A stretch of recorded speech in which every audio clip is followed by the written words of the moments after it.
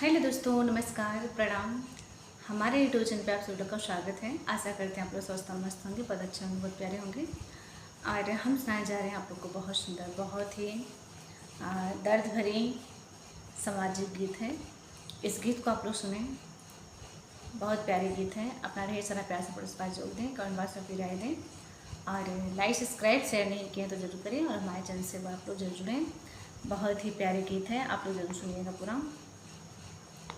जात बाणो पढ़े बेटी छोड़ के दुवरिया, जात बाणो पढ़े बेटी छोड़ के दुवरिया,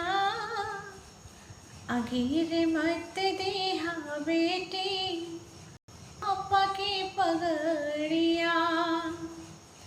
गिर मत देहा बेटी पापा के पगड़िया, बाउर भय सब कर नजरिया, बाउर भइल बाटे सब कर नजरिया, अगीर मत देहा बेटी पापा के पगड़िया, गिर मत देहा बेटी पापा के पगड़िया, जात बाणो पढ़े बेटी छोड़ के दुवरिया,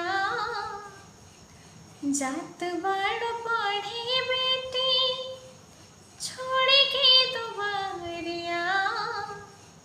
गिर मत देहा बेटी पापा के पगड़िया, गिर मत देहा बेटी पापा के पगड़िया, दुनिया रंगीन बाटे लोग बहकाई, ह दुनिया रंगीन बाटे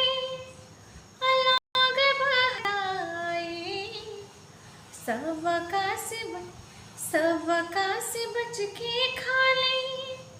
करे हम पढ़ाई, दुनिया रंगीन बाटे लोग बहकाई, सबका से बच के खाले करे हम पढ़ाई, हंसत जमाना सबके मोह करिह करिया, कि हंसत जमाना सब कर मोह करिह करिया, अगीर मत देहा बेटी पापा के पगड़िया, गिर मत देहा बेटी पापा के पगड़िया, जात बाणो पढ़े बेटी छोड़ के दुवरिया, जात बाणो पढ़े बेटी छोड़ के दुवरिया, अगीर मत देहा बेटी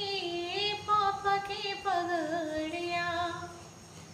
गिर मत देहा बेटी पापा के पगड़िया,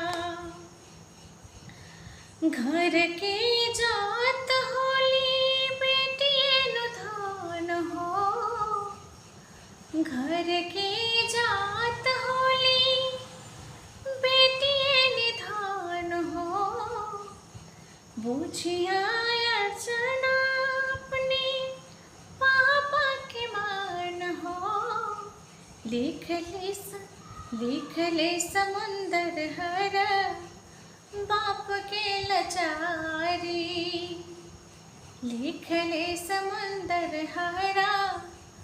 बाप के लचारी, कहे 1,00,000 भैया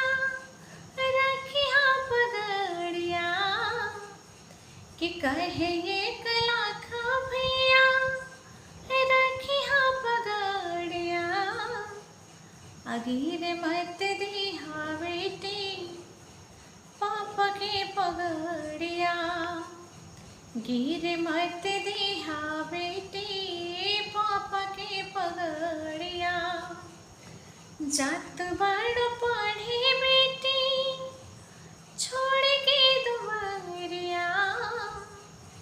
गिर मत दिहा बेटी पापा के पगड़िया,